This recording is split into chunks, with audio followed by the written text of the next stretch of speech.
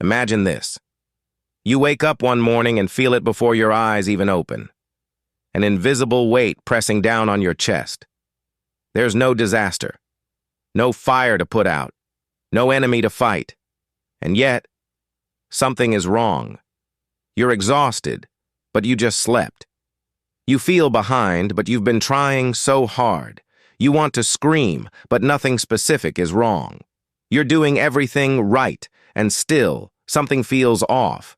So you do what you've always done. You get up, you push forward, you perform the ritual: coffee, smile, emails, small talk, deadlines, politeness, pressure. By noon, you've answered 30 messages and ignored one person, yourself. And as the day drags on, an ache forms beneath your skin. A dull, low-frequency hum of anxiety, like your soul is knocking from the inside, asking, "Is this all there is?" But that voice is inconvenient, so you silence it with productivity. More goals, more tasks, more checkboxes, more pretending you're fine. And every time you break down, alone, quietly, you wonder, what's wrong with me? Why can't I handle this like everyone else? But what if that's the wrong question? What if the problem isn't your mindset, your motivation, or your lack of gratitude? What if it isn't depression, laziness, or weakness? What if the problem isn't you? What if the problem is the system? A system that praises burnout and calls it ambition. A system that sells you distraction and calls it happiness. A system that exploits your fear and calls it responsibility. What if you're not broken? What if you're just responding, intelligently, even spiritually, to a world that is? We're told that discomfort means we're not trying hard enough. But what if discomfort is a signal that something deeper is misaligned? You were not born for inboxes and invoices. You were not created to exist on a hamster wheel of obligations while your heart withers. So the question becomes, what if your suffering isn't a personal failure, but a perfectly sane reaction to an insane world? Let's go deeper. Let's unravel how this system was built, how it manipulates psychology, redefines value, and programs you to betray your soul just to fit in. Because before you can break free from the trap, you have to see the bars. The bars are invisible because they've been there your whole life. From the moment you were born, you were dropped into a system that whispered rules you didn't know you were learning. Smile to be liked, achieve to be seen, obey to be safe, perform to be loved. And what began as social conditioning quietly evolved into self-regulation. You didn't need external control anymore. You became your own warden. You believed it was all your fault. That if you felt empty, disconnected, anxious, it was because something inside you was flawed. But in truth, you were reacting exactly as you were trained to, in a system designed to extract, not nurture. Society's invisible curriculum. You were told to chase success, but never taught how to define it on your own terms. You were taught to be productive, but not how to be present. You were praised for being obedient, but not for being authentic. This isn't random, it's design. The modern industrial system, shaped by centuries of economic and political evolution, was built to value utility over humanity. As machines replaced labor, humans had to become machine-like to keep up. The reward for compliance? A paycheck, a title, a fleeting sense of enough. The cost? Your aliveness. Jung and the shadow of conformity. Carl Jung spoke of the collective unconscious, a shared reservoir of beliefs, instincts, and symbols that shape how we see ourselves and others. Within that collective psyche lies the persona, the mask we wear to function in society. But every mask casts a shadow.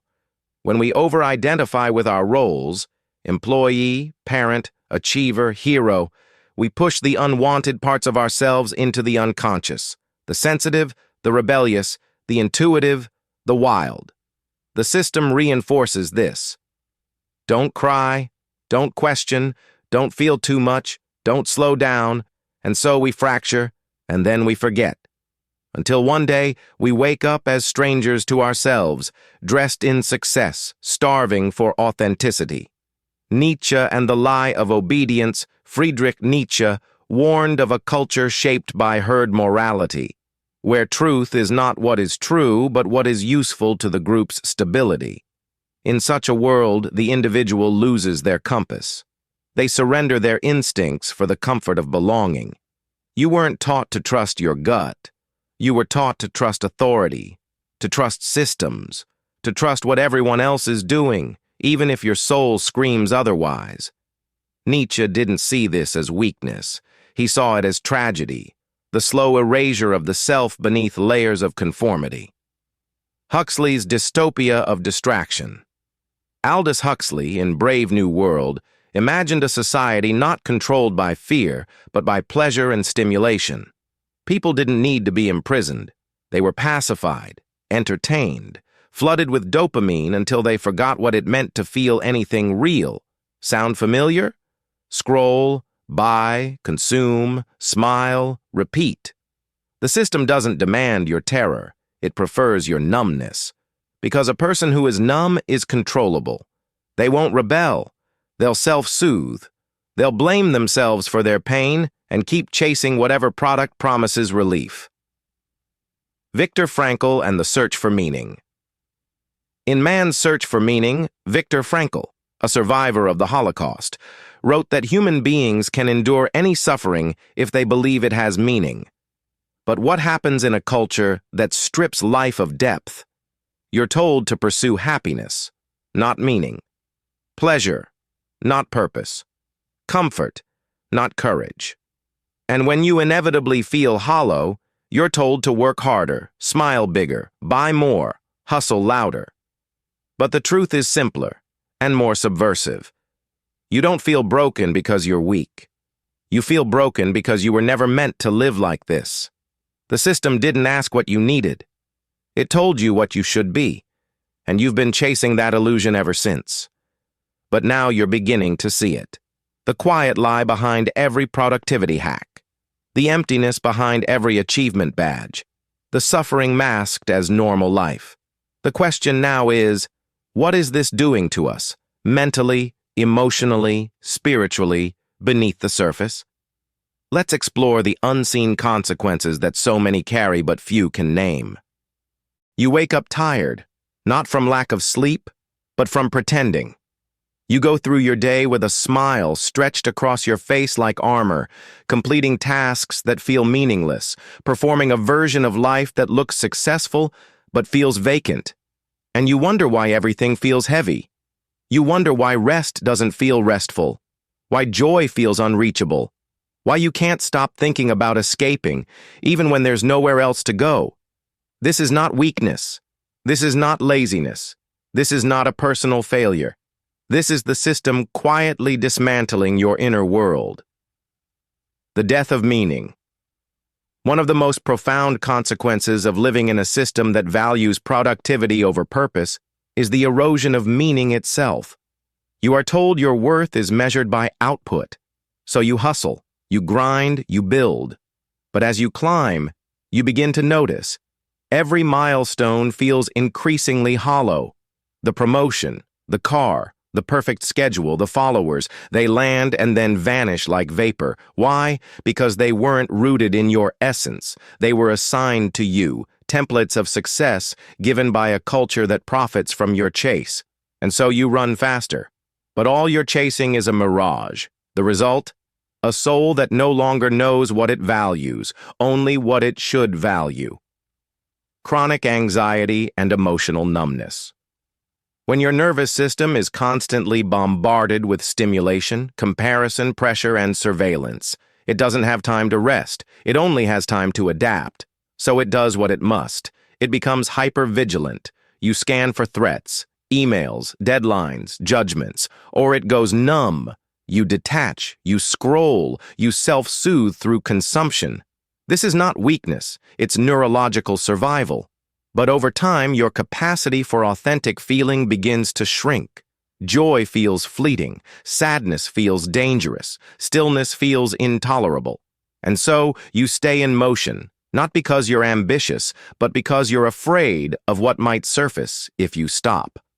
Disconnection from self and others. In a system that trains you to perform, authentic connection becomes rare.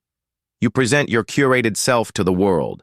Others do the same, and everyone silently wonders why they feel so alone. You attend meetings, parties, Zoom calls, group chats, and leave feeling emptier than before, because true intimacy requires presence, not performance. But performance is what the system trains you to do best. You're surrounded by people, yet unseen. You're applauded for being strong, yet feel fragile. You're liked, but not known. This isn't social failure, it's cultural design. Learned helplessness. Eventually, a deeper shift happens, one so subtle it's almost invisible.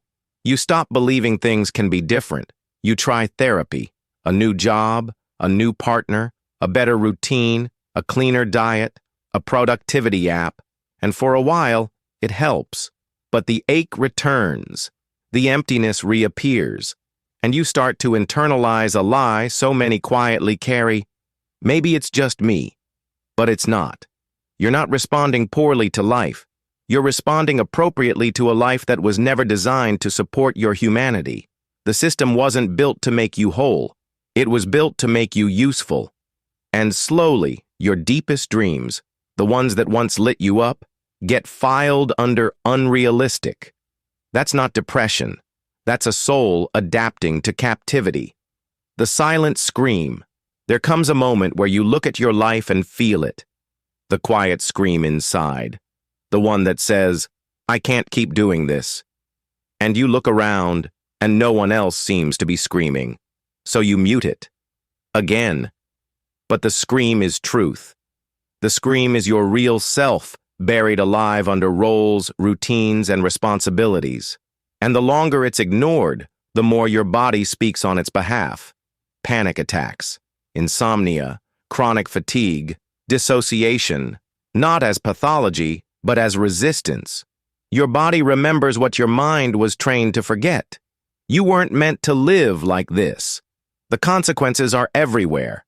In our hospitals, in our classrooms, in our relationships, in our mirrors. But before healing can begin, we must confront the root. Not in ourselves, but in the system that taught us to abandon ourselves. So what does breaking free look like? Not rebellion in the streets, but revolution in the soul. Let's talk about that next. It begins not with a roar, but with a whisper.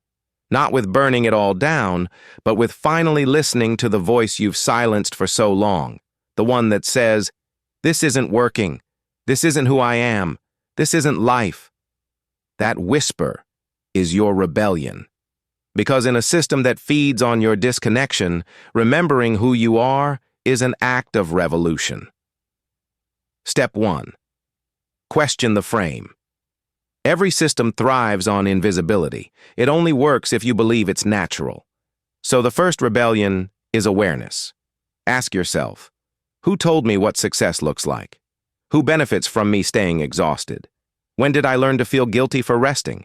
Why do I feel more valuable when I'm producing? These questions don't break the system, but they break its spell. Because once you see the structure, you stop blaming yourself for struggling inside it. And that shift, from self-blame to system awareness, is where freedom begins. Step 2. Stop performing. One of the system's greatest tricks is convincing you that your worth must be earned. Through productivity, through politeness, through perfection. So stop. Let your no be unpolished. Let your rest be unapologetic. Let your truth be inconvenient. You don't need to be digestible. You need to be real. This isn't easy. You will feel guilty. You will feel selfish. You will fear disappointing others. But what you're actually doing is disappointing the system, and that is progress. Step 3. Reclaim your body.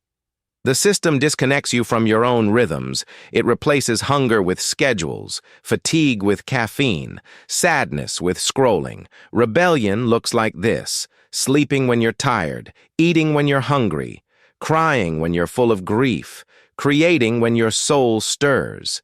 Reconnection is radical because when you stop outsourcing your intuition to algorithms and authority figures, you begin to remember what it means to be alive. Step 4. Choose meaning over metrics. The system wants you to chase what's measurable.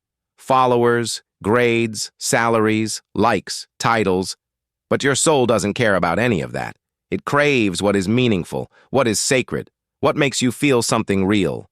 So ask yourself, what would I still do if no one ever saw it? What nourishes me, even if it earns nothing? What do I long to give, not just achieve? This is how you shift from being a consumer of life to a participant in it. Step 5. Create micro-freedoms. You don't need to quit your job, burn down your life, or flee to a cabin in the woods. Rebellion lives in small, daily ruptures. Turning off your phone instead of numbing with it, saying no without explanation, leaving an email unanswered, taking a walk with no destination, sitting in silence, even when it feels unbearable. These acts are subtle, but their impact is seismic, because every time you choose presence over performance, connection over consumption, truth over trend, you chip away at the system's hold on your mind. And eventually, it doesn't own you anymore.